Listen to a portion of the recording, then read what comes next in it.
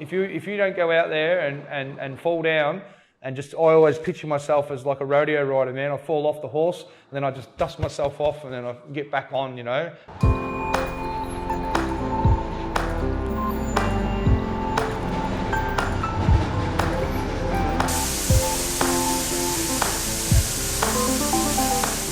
Yeah, early life was, you know, a pretty good life, just skateboarding and hanging out with mates and playing footy, cricket was a big thing for me. And Dad, you know, he was still quite young, so he was out sort of partying and sort of stuff like that. So I went and lived with Grandma. So, you know, that sort of opened up my life to a window to a time gone by, because the gardener was a World War II veteran, like his infantryman, used to mow the lawns, and we would sip rum together out in the back shed. And then he'd tell me, you know, a lot of stories about the military and how my grandpa was in the military and my great-grandfather and all that, and was at a pub one night and got really drunk and thrown out, and they called the police on me. And the police officer there said, "Come here, I want to talk to you. I'm going to make a deal with you." He goes, "I'm a recruiting officer for the Army Reserves." He goes, "You can either come with me tonight, or you can front up Tuesday and talk to me about possibly joining." Tuesday night I fronted up, and I reckon within 2 or 3 weeks I was at Puckapunyal doing a recruit rifleman. It was happened that quick. But then when East Timor started, they were raising battalions quickly, went to 6 RAR.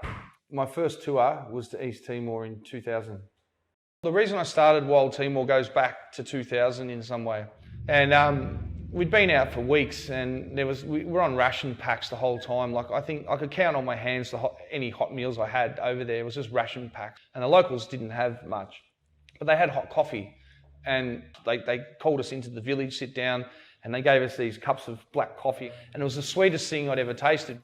But it always stayed in my mind. So then when we went back to Timor in 2012, when I got out there, I straight away snuck out of the base, went down into the village, spoke to the locals about, they were all coffee farmers, and they said, just help buy the coffee off us and sell it. Got home off the tour, the 13-month contract finished, and I was on a flight back to Timor with a laptop full of how to harvest coffee on YouTube.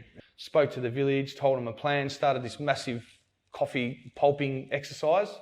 Lived really rough in the village, just with those guys, and saw how it all works. When we came back to Melbourne, that's when we started to learn how to make the coffee. We made the most horrible coffees ever. We got a coffee cart. People ran over our coffee cart, so we had no insurance, so the coffee cart was destroyed. So we crowdfunded a cafe and got this place here.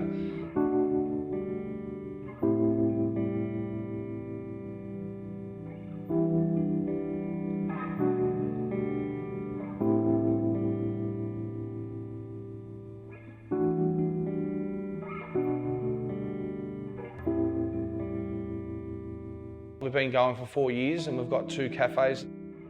You know, when you come into Wild Timor Coffee, you can see my team. You know, I've got my section back. You know, so what I think the best thing about being in the military, to being able to apply to business, is your professionalism first. It can be a good thing or a bad thing, really, because a lot of people don't have the values that you're going to apply to yourself and also to your business and to each other. There we go. So I've got Paul Baralda here mentoring me. He's ex-6 RAR Vietnam from Delta Company.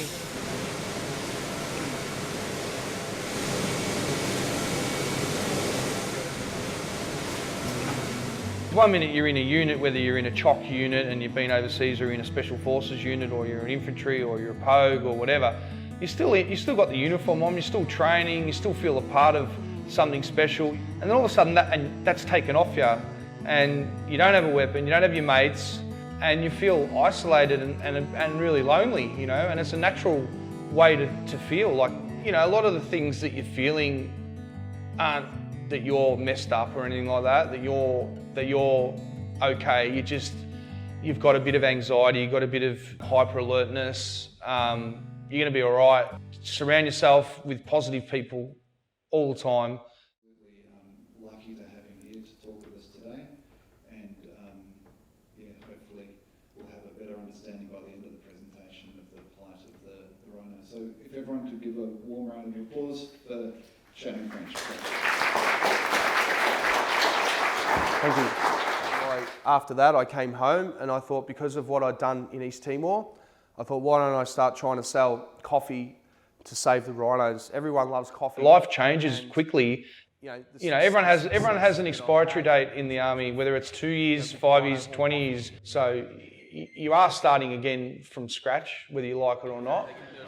My experience is what I've seen of Australian soldiers overseas. I've got nothing but admiration for the boys, like those guys that you've seen in the pubs, that you'd probably move away from because they're drunk and they're being idiots and that. I've seen them hugging and crying, Timorese girls that have been blinded and have nothing and just full of emotion. I've seen like courage and just, sheer love of the underdog and the people that, that we are there to protect. I think people don't ever get to see the inside of the true Australian digger overseas and how they are and how they act and because if they did, they'd be freaking proud. There's no